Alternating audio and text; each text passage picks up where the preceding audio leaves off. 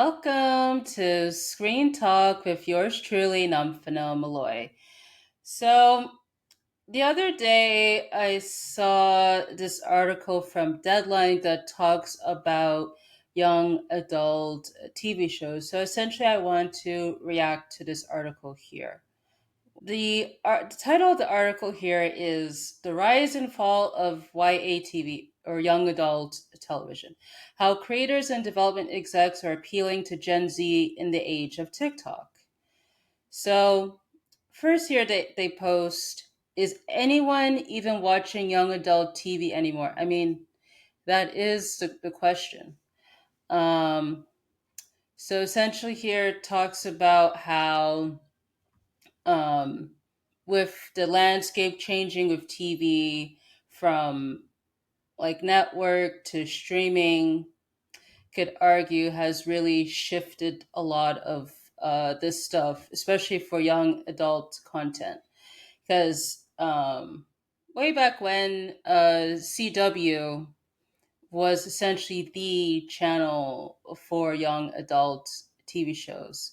Now, as someone that lives in Canada, we didn't have CW, but I know there were a lot of CW's shows on different channels in Canada.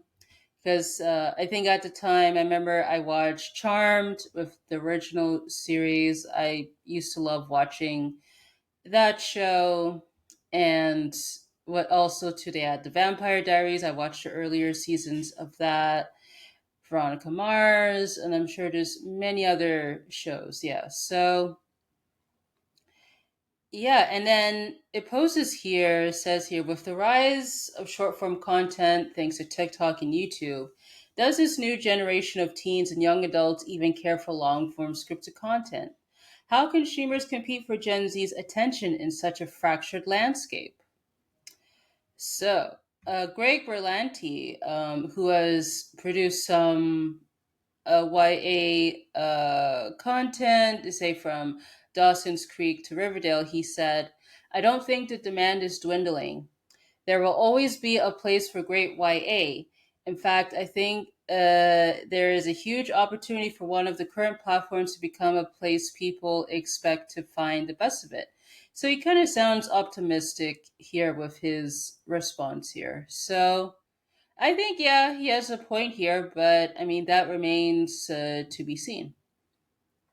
So they mentioned here that, yeah, with CW, as I've mentioned earlier, like was essentially like the go-to network for young adult TV shows. They've done shows like One Tree Hill, Gossip Girl, Vampire Diaries, and so forth. And I think they say 2022 they have, under different leadership, they have changed their focus from scripted content to unscripted and sports content that appeals to a different and older demographic compared to under CW banner, which appealed more to younger audiences. Um, Says here, under their network, they only have one scripted show, which is All American.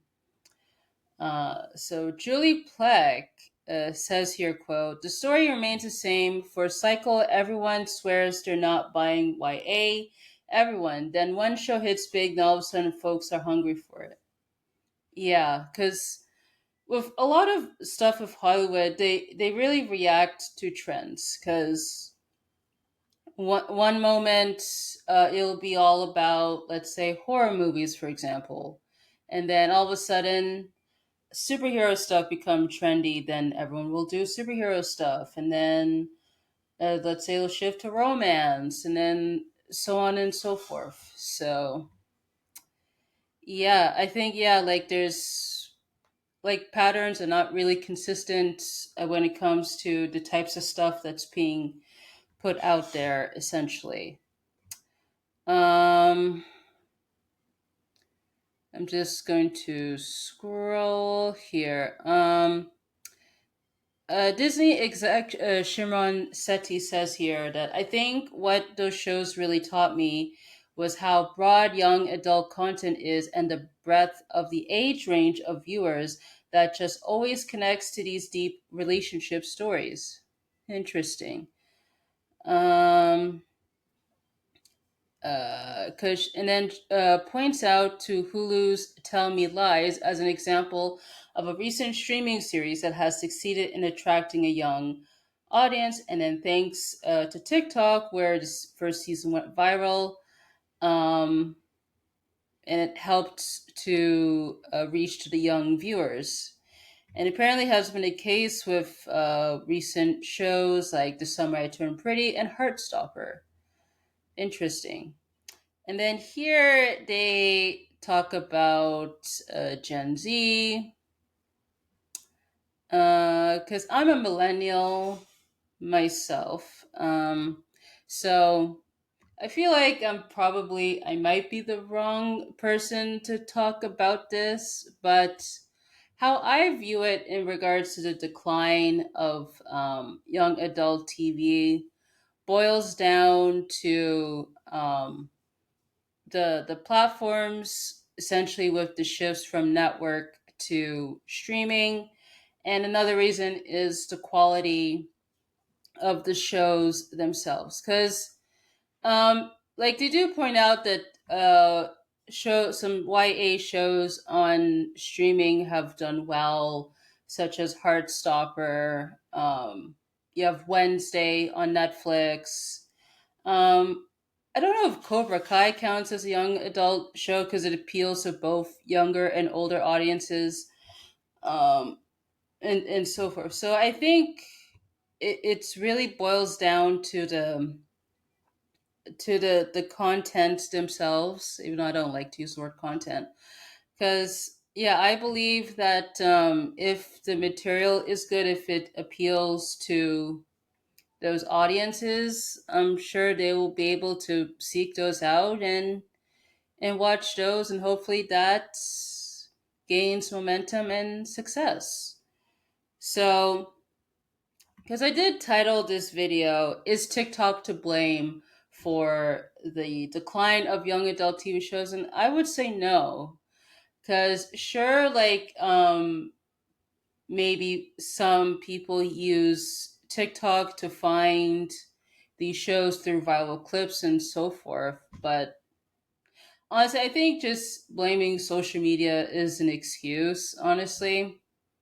Because, as I've said, yeah, I think it boils down to where the shows are distributed.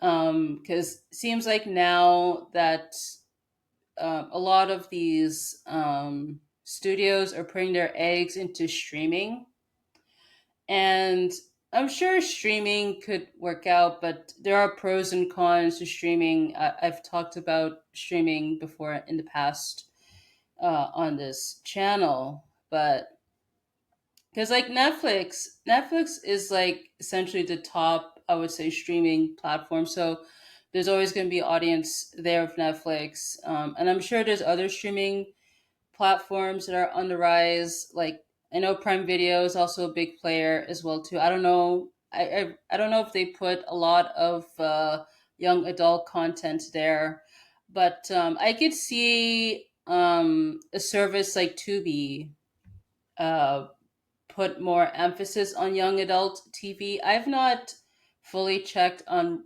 what their original scripted content looks like on that platform, but yeah, I imagine like if they actually dedicated a space for young adult TV, and plus, you don't have to pay for that platform, that could work out.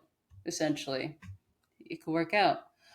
Um, so that's pretty much like my thoughts on this. I'll leave the link to this article in the description if you guys want to check it out. But yeah, essentially, I don't think TikTok is to blame, or social media in general. It really boils down to the quality of the shows and the platform where it is based in. And plus too, like there's always shifts with this stuff. So one minute people will be all for script young adult shows, and probably the next minute not so much. So yeah, there's that. So if you want to follow me on social media, my links are in the description. And if you want to support me, you could visit buymeacoffee.com/Nomfanelo to donate. It'll be very appreciative. All of this stuff is in the description. And I want to say thank you so much for tuning in, and I hope to see you next time.